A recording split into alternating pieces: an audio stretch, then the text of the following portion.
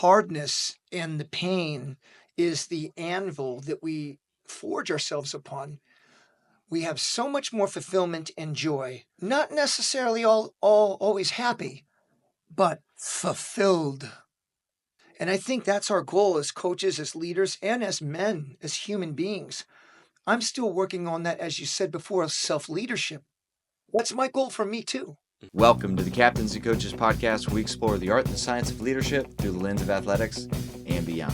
I'm your host, Tex McQuilkin, and today I traveled to Sorinex's Summer Strong event to sit down with Rudy Reyes, Marine Force Recon veteran, star of Fox's Special Forces World's Toughest Test, and the founder of Force Blue.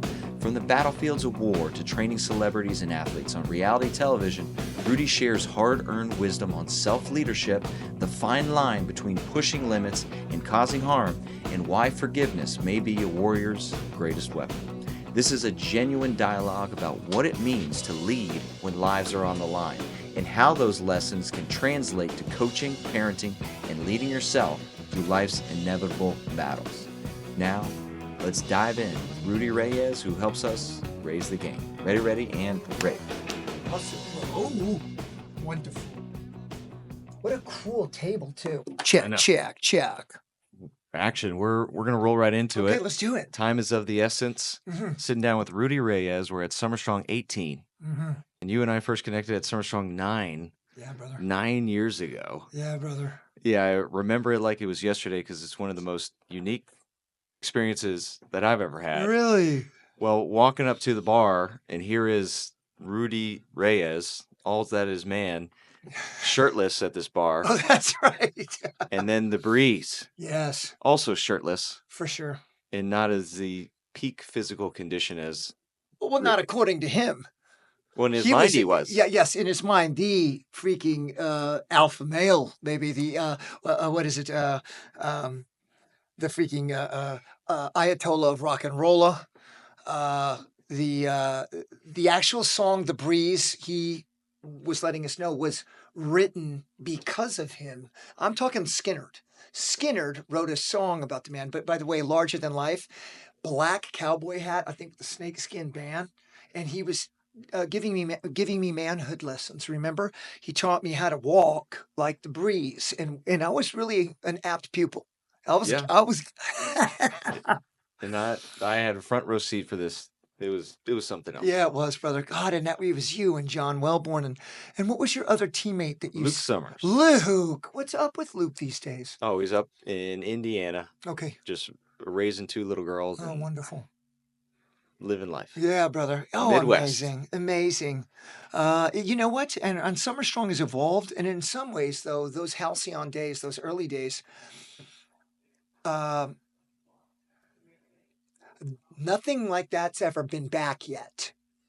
Maybe it'll be up to us to bring it back, because in some ways, Bert and Sorinex and the community has gotten so successful and so grown. Some of that wildness, you know what I mean, is kind of matured out, you know. And it's something special each year. Yeah, So it is. still worth coming here for Oh those. my gosh. Now it's, Jedi meets professional symposium of branding and, of course, science for periodization training and recovery. It's everything, just even more mature. I still did a breakout workout outside, still got freaking down and dirty and freaking shirts off. I mean, I brought a few different shirts so that I could always be looking sharp out here. Tank tops, right? It's awesome. It's great to be back. Yeah, and we continue to evolve, and that's part of what we do and why Right. we continue to grow together. So I want to highlight a lot and lean into leadership Okay. in your experience. First, I want to start off with, how would you define and approach self-leadership? Self-leadership is a skill set, sustainable method that is both eternal and adaptable, depending on conditions on the ground, conditions of your physiology, and the emotional, spiritual connection that binds it all together. That is why it is so difficult to vibrate and improve for lifelong because it takes all those elements. You're not going to get it in a book, and you're not going to get it just as a warrior either. You need all of it. Mm-hmm. The poet, the science, and the warrior. Mm-hmm. That's leadership. Love it.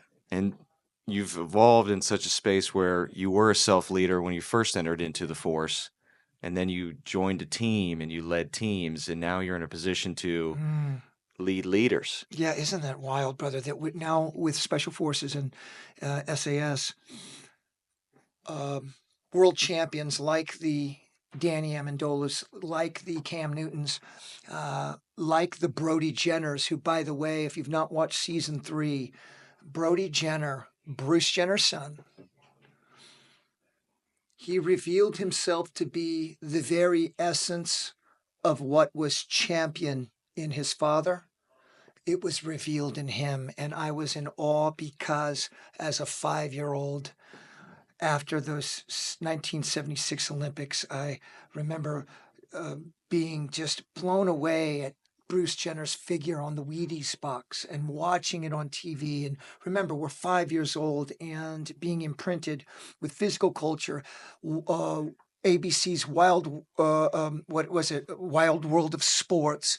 And are you old enough to remember, Tex? They would show on the Olympics trailer / sizzle with dun dun dun dun dun dun dun bum bum bum bum bum, and then it would show the torch, and then there was a portion showing everybody running, skiing, boxing, the thrill of victory and the agony of defeat, with a ski jumper that missed to the side and wrecked apart. And so at 5 years old, I'm watching America fighting the Soviet Union and Bruce Jenner getting achieving the gold medal in the decathlon.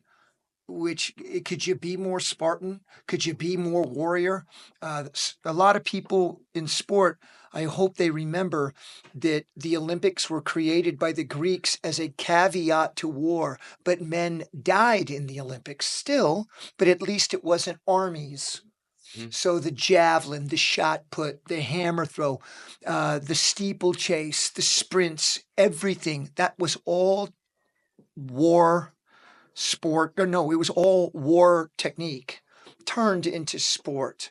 Anyway, affected me, imprinted me deeply. And then seeing the son from the ashes, like the father, and it brought me back to 5 years old. And now here I am walking ahead of and modeling behavior and leading these world champions and the millions that follow them.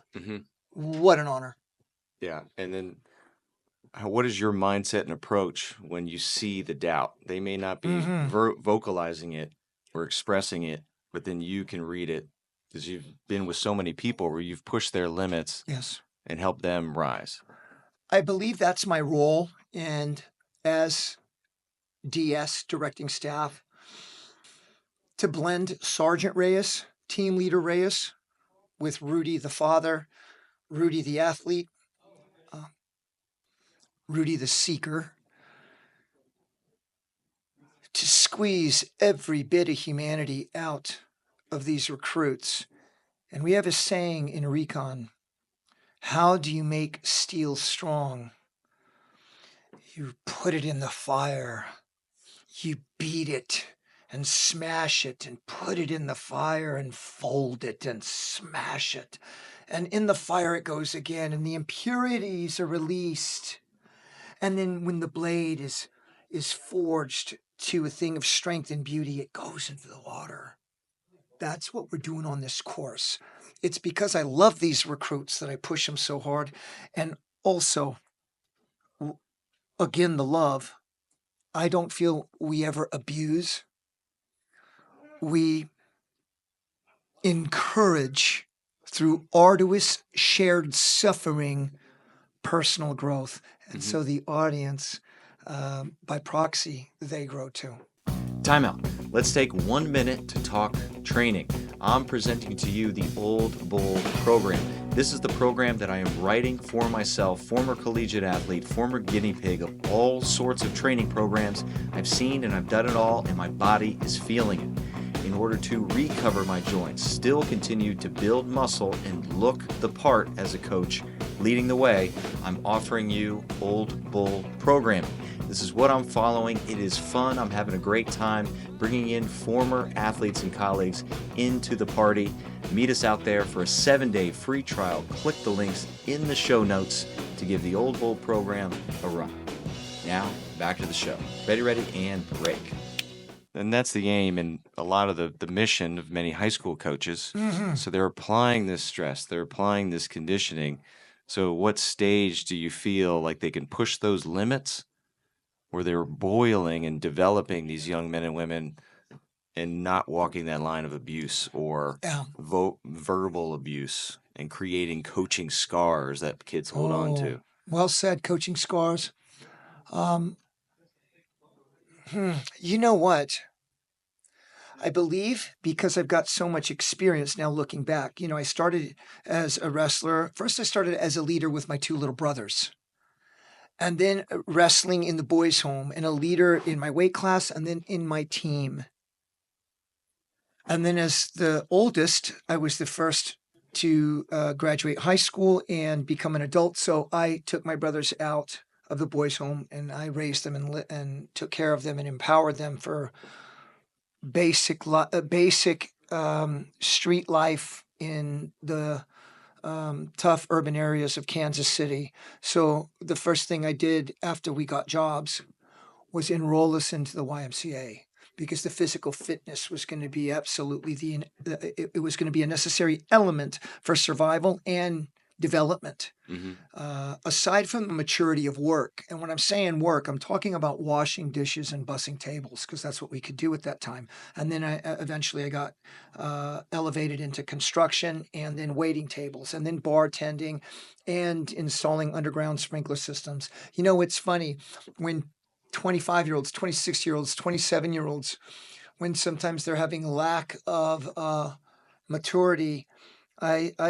At 27 years old, I was already carrying a rifle for my country. I'd already had 4 trades. I was an international kickboxing champion. So I had raised my brothers. There's no excuse for not developing strength, maturity, and having a can-do attitude. There is no excuse. It's a failure on the ambient adults around these youngsters, and that's why we take our coaching and we love it so much, because we can take it into the other direction. I think how it works in the Marine Corps is that first we're indoctrinated, where we are abused to such a level systematically for a desired effect.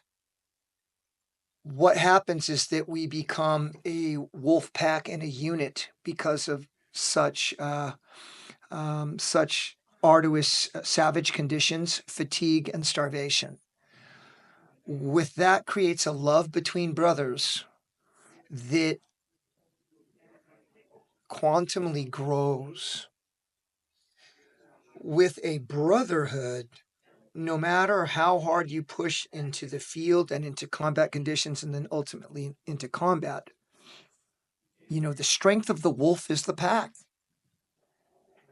Only because we've indoctrinated them first can we push to the extremes that we do. My first year at the unit, 23 of us died in training. So our training's very extreme with almost no safety. Why? So that when we go to combat, we lose almost no one.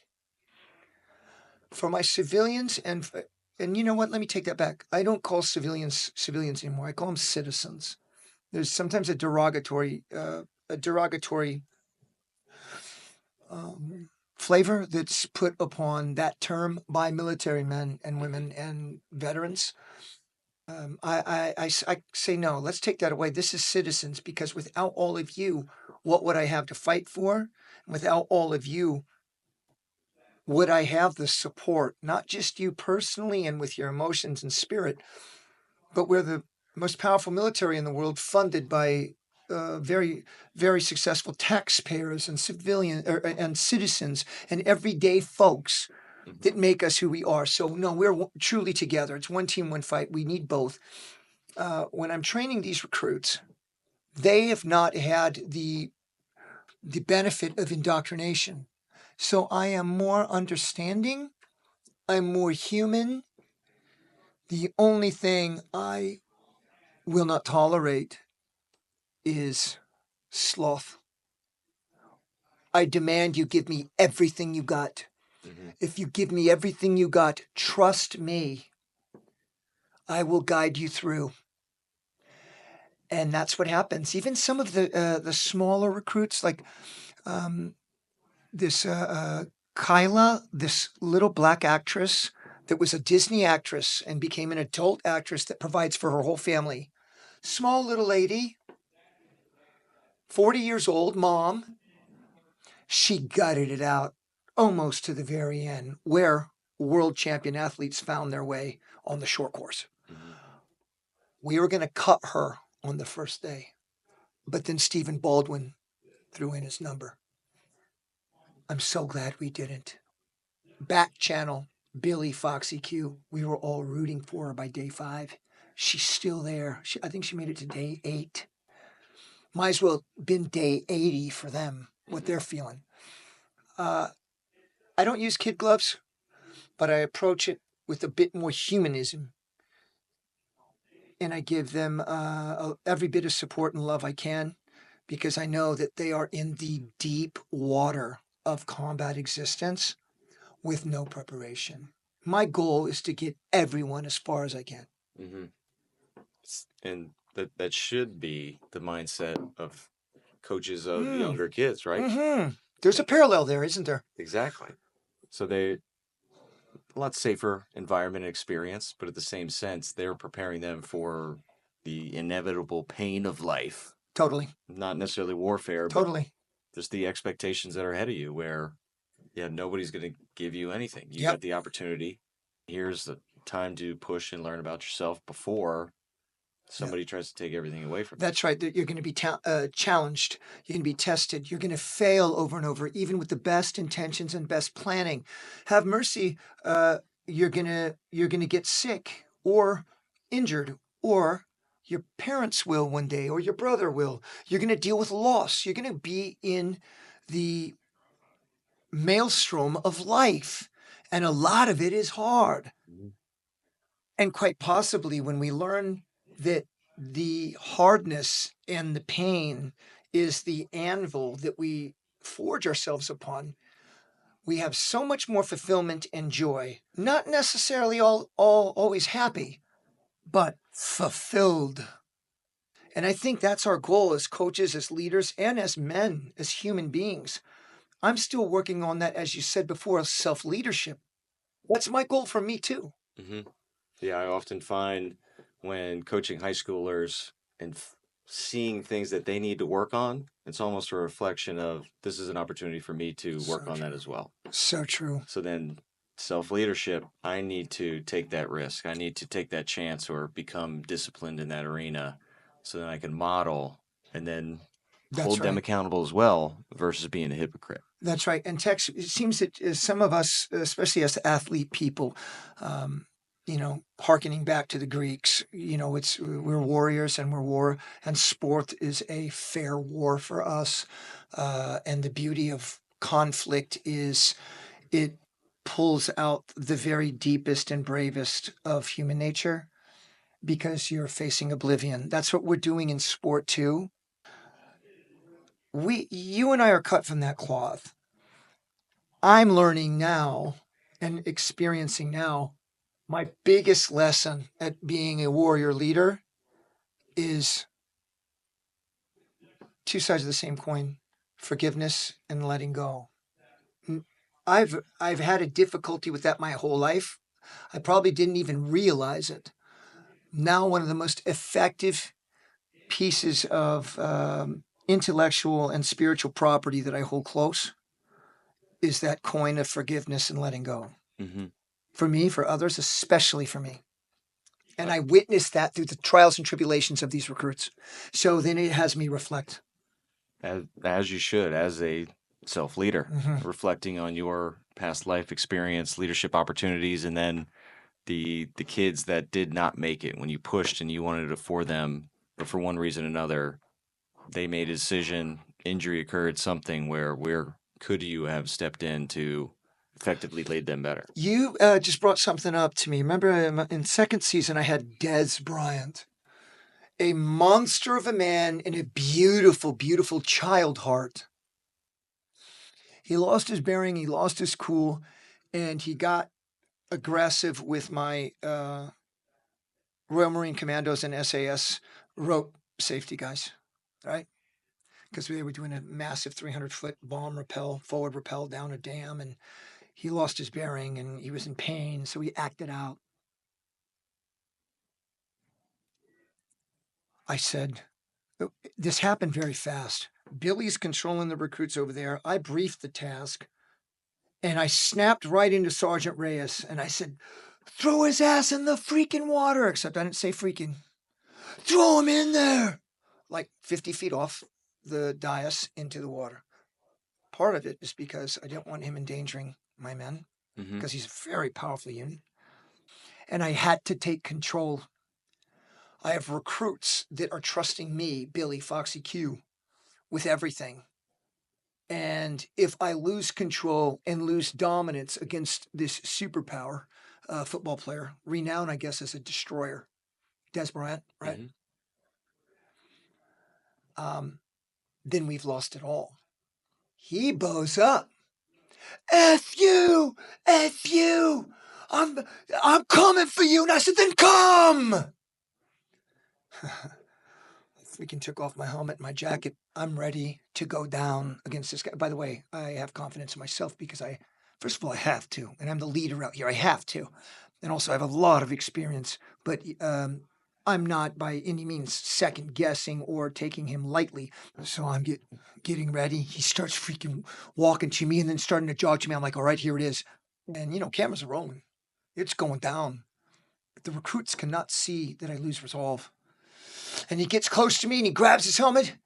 And off camera, Billy had stepped off to the side to take an angle to hit him from the side. Billy's such a good freaking warrior and so brilliant. He's my leader.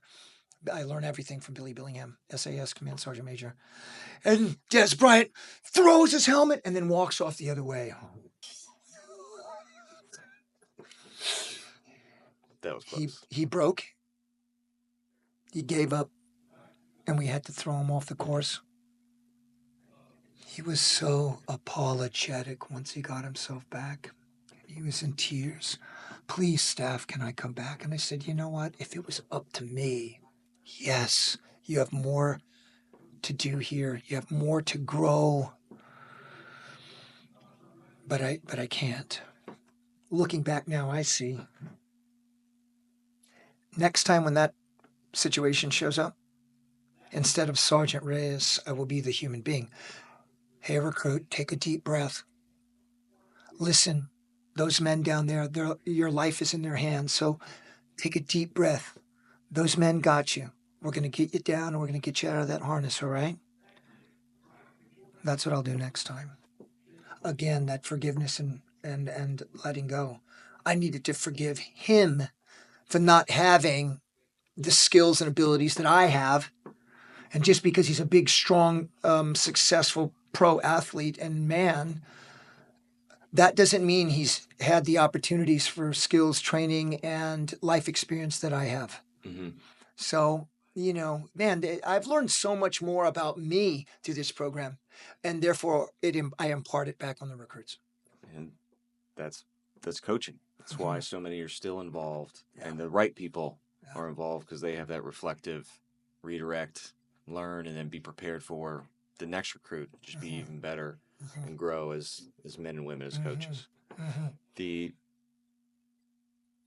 final thing I want to give you is the opportunity to present your platform. You're rocking Born Primitive shirt. Yes, Bear. They're joining the team. That's right, Born Primitive. Fantastic tactical gear. My cool looking uniforms you see on task. That's Born Primitive out of Virginia Beach. But also they do fantastic athletics and streetwear. It's an American company by a beautiful SEAL community and a SEAL brother Bear who takes every opportunity to be detail oriented for the stitch, for every single thing on his equipment. And that's how he looks at his clothing, as equipment. Wonderful, wonderful man. You can check me out on Special Forces, World's Toughest Test on Fox, and you can stream it on Hulu. I also do SAS Who Dares Wins in the UK, and you can catch that on Amazon. I have Military Mysteries on History Channel, and I've got a new show coming out on History Channel too. But what I really do is rebuild coral reefs and do ocean conservation. It's called Force Blue, forceblueteam.org. I repurpose, retrain, and then deploy special operations combat divers to now fight the ultimate battle, which is to save our world's oceans. So as we fought and protected communities in war, and our allies and our brothers beside us, now we're doing the same with underwater communities. And in healing coral reefs, we're healing ourselves. So forceblueteam.org. You can check us out on Instagram. Just get on the Real Rudy Reyes on IG, and you'll see all my links. Awesome. And one final request. Way back in 2017 symposium, we were in the Whole Foods parking lot in Austin, and my buddy texted me, and did I mention something about being a nasty chow hound? Yeah, he's like, you're hanging out with Rudy. I just need a motivational Rudy because I don't want to work out today. Oh, I said, you nasty thing. Put some discipline in your body. Oh, do you have it still? Oh, yeah. Oh, my gosh, brother. So I'll splice it into the show. Okay, you should, my man. Oh, there we go. We got some good light right here. Colin, you listening? Colin, freaking remember this face and this hate, rage, and discontent. You better freaking absolutely pour that down your throat when you think about being a lazy piece of shit and not training. You get out there and you train. Send it. What I need to do now is, that was, 8 years ago. Gosh. Colin's still needs a little motivation. Okay. I'll have to show it. Just we're okay, indoors. when you splice it in. But he's stepping up to the plate. He's trying out for the FBI. Awesome. So he needs to deep dive and motivate. That's right. So I need like a double recording here. Absolutely. So when you're ready, just give Colin a little. You got it. Hey, Colin. Hey, brother. No fat body and nasty, undisciplined chow hound talk this time. I'm very proud of your commitment to the country and the commitment to yourself to serve. And the selfless sacrifice and service is the ultimate. I'm very proud of you. Focus hard on your training. Get your sleep when you can, and always improve your position. It's an infantry montage. You improve your position always. Boom. And there we got it. You're welcome, buddy. And thank you. You're welcome. Looking forward to hanging out the rest of the time here. Thanks for tuning in.